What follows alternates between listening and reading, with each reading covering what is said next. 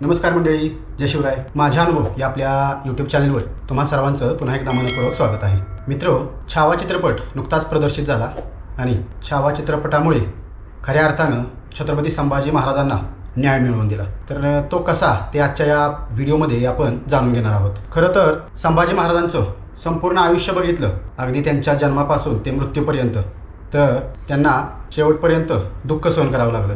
त्यांच्यावरती खऱ्या अर्थानं अन्याय झालेला होता. 1657 साली त्यांचा जन्म झाला आणि त्यांच्या आईसाहेब सईबाई राणीसाहेब यांना काही समस्या निर्माण झाल्यामुळे त्यांना आईच्या दुधापासून पारखं व्हावं लागलं आणि त्यासाठी कापूरहोळ येथील धाराव गाडे यांची नेमणूक त्या दुधाची आई म्हणून संभाजीराजांसाठी लहानपणापासून करण्यात आली होती.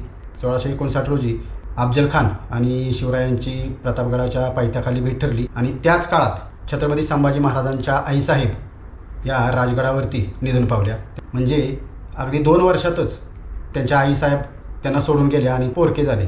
तिथून पुढं सन 1665चा विचार केला आपण तर 65मध्ये मिर्झा राजा जयसिंग यांच्याशी शिवछत्रपतींचा सुप्रसिद्ध असा पुरंदरचा तह झाला आणि त्या तहामध्ये एकदम छोटे असणारे संभाजी महाराज की जे त्या काळामध्ये 1665 साली 7 वर्षांचे होते, तर त्यांना मुघलांचा पंचहजारी मनसबदार करण्यात आलं. 7 वर्षांच्या मुलाला त्या काळामध्ये किती कठीण काळ गेला असेल, कारण त्यांचे वडील जे होते ते राजगडावर होते आणि मिर्झा राजा जयसिंग यांच्याकडे जणू काही छत्रपती संभाजी महाराजांना पोलीस ठेवल्यासारखं झालेलं होतं. पंचहजारी मनसबदार असल्यामुळे औरंगजेबाचं शाही फरमान होतं, ते स्वीकारण्यासाठी संभाजी महाराज त्या ठिकाणी गेलेले होते. शिवाजी महाराजांच्या म्हणजे आपल्या आबासाहेबांसाठी किती हा मोठा त्याग होता. त्यानंतर 1666 साली ज्यावेळेस छत्रपती शिवाजी महाराजांच्या बरोबर संभाजी महाराज हे आग्र्याला बादशाच्या 50व्या वाढदिवसाच्या निमित्त भेटायला गेले. छत्रपती शिवाजी महाराजांच्या सोबत देखील संभाजी महाराज होते. त्यावेळी त्यांचं वय होतं अवघं 8 वर्ष आणि अवघ्या 8 वर्ष असलेल्या या संभाजी महाराजांना त्या काळामध्ये आपल्या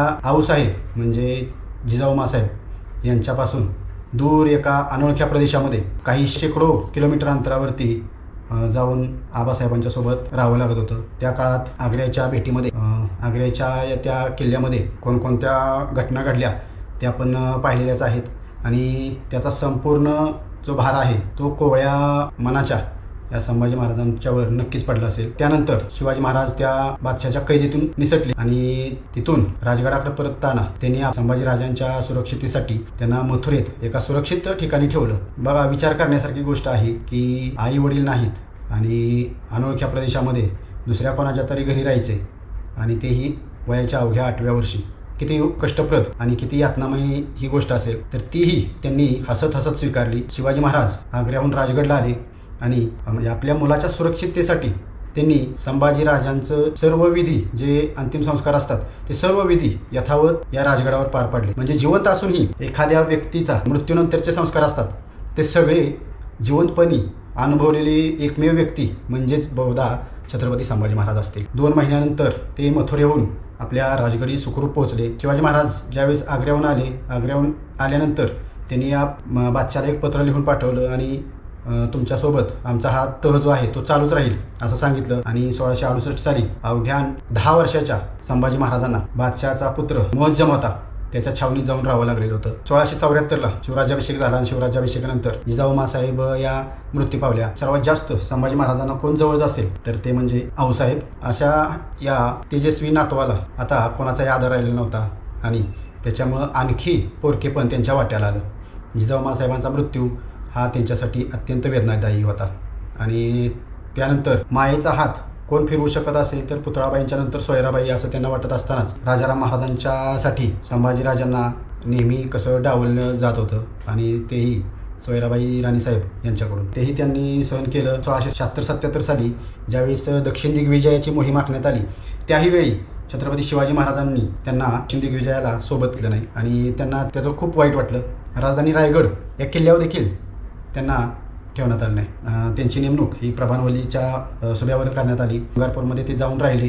त्या ठिकाणी त्यांनी मोठी फौज तयार केली, अश्वदळ उभारलं आणि ज्यावेळेस 1678ला शिवाजी महाराज दक्षिणेतून महाराष्ट्रात आले त्यावेळी उभयंतांची भेट ही पन्हाळा किल्ल्यावर घडली आणि पन्हाळ्यावरून शिवाजी महाराज रायगडावर गेले. मात्र शिवाजी महाराजांच्या सोबत संभाजी महाराजांना जाता आलं नाही.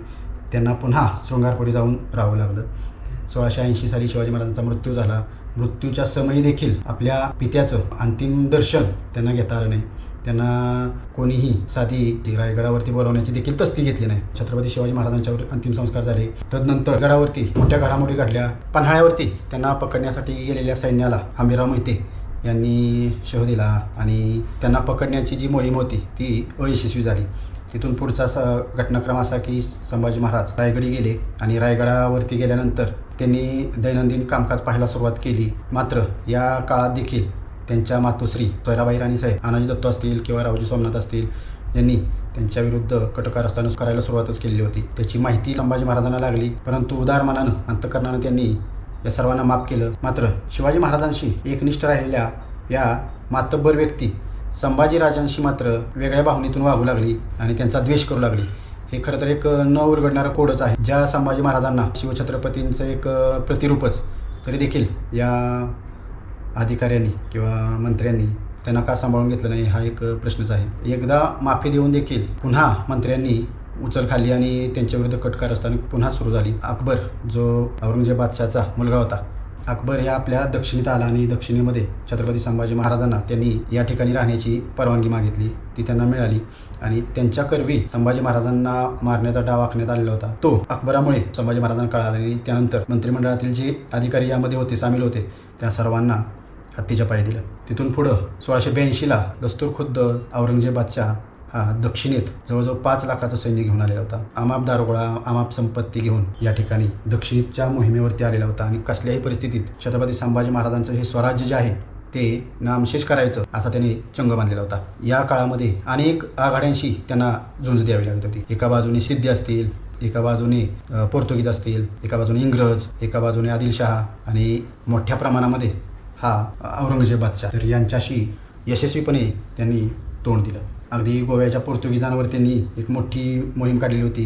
त्यांचा व्हाईसरॉय मारता मारता वाचला. मांडवी नदीमध्ये त्यांनी आपला घोडा पुढे घालून दाखवून दिलं की नेतृत्व करणं म्हणजे काय असतं. सिद्धी जो आपल्या कोकणातल्या आया बहिणींना त्रास द्यायचा, तिथल्या शेतकऱ्यांची लूट करायचा, त्याच्यावरती एक जबरदस्त मोहीम त्यांनी आखलेली होती. जवळपास ती मोहीम फत्ते होणारच होती. मात्र तोपर्यंत आपल्या रायगडावरच्या आसपास या औरंगजेबाचं सैन्य आल्याची बातमी त्यांना कळाली आणि त्यांना ती हाती आलेली मोहीम त्यांना सोडावी लागली. तिथून पुढं 1689ची ती घटना, ज्यावेळी संगमेश्वरला त्यांना पकडण्यात आलं, तिथून जवळजवळ 41 दिवस त्यांच्यावरती अनन्वित अत्याचार करण्यात आले आणि अनन्वित अत्याचार करून त्यांना मारण्यात आलं. तुळापूर या ठिकाणी त्यांचा शिरच्छेद करून त्यांची हत्या करण्यात आली आणि त्यांच्या देहाचे छोटे छोटे तुकडे करून नदी किनारी फेकण्यात आले. तर असा हा जन्मापासून मृत्यूपर्यंतचा जो काळ आहे तो त्यांच्यासाठी प्रतिकूलच ठरला. सर्व ठिकाणी त्यांना अवहेलनेला तोंड द्यावं लागलं. फक्त एकमेव गोष्ट अशी होती की शौर्यानं त्यांनी आपले जे विरोधक आहेत त्यांना घाम फोडलेला होता. तरी देखील संपूर्ण मध्ययुगामध्ये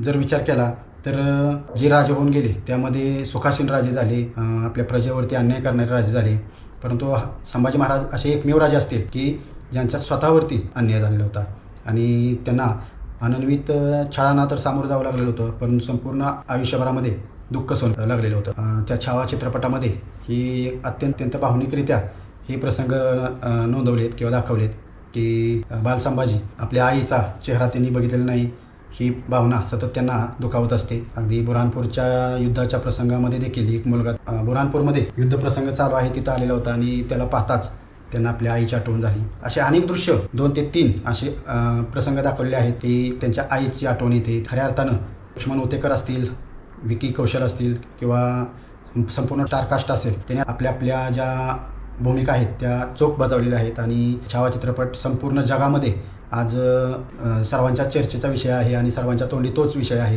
ह्या आत्ताच्या नवीन युगात ही जे नवीन जनरेशन आहे त्यांना देखील संभाजी महाराजांच्या विषयी आता आस्था वाटू लागले आणि हा जो आपला दडवला गेलेला इतिहास होता संभाजी महाराजांचा आणि सोबतच आपल्याच लोकांनी त्यांच्यावर चुकीचं विधान लिहून किंवा चुकीचा इतिहास त्यांचा लिहून जो अन्याय केलेला होता त्या अन्यायाचं परिमार्जन खऱ्या अर्थानं लक्ष्मण उतेकर साहेबांनी या छावा चित्रपटाच्या माध्यमातून करून दिले. तर सर्वात प्रथम त्यांना खूप खूप धन्यवाद, कारण हा आमचा जो ज्वल तेजस असा हा राजा होऊन गेला, त्याचा जो पराक्रम होता, शौर्य होतं, त्याचबरोबर धर्मासाठी, लोकांसाठी, आपल्या प्रजेसाठी कशी आहुती द्यायची असते हे त्यांच्याकडून शिकण्यासारखं आहे. त्यांच्यावर जो अन्याय झालेला होता त्या अन्यायाला या चित्रपटानं नक्कीच वाचा पडली आहे. तर आजचा व्हिडिओ या ठिकाणी मी थांबवतोय. तुम्हाला आजचा व्हिडिओ कसा वाटला कमेंटमध्ये नक्की कळवा. आजचा व्हिडिओ आवडला असेल तर व्हिडिओला लाईक करा, व्हिडिओ शेअर करा आणि आपल्या चॅनेलवर नवीन असाल तर चॅनेलला सबस्क्राईब करा. चला तर पुन्हा भेटूयात असाच एखादा नवीन आणि ऐतिहासिक व्हिडिओ घेऊन. तोपर्यंत धन्यवाद. जय शिवराय, जय शंभूराजे.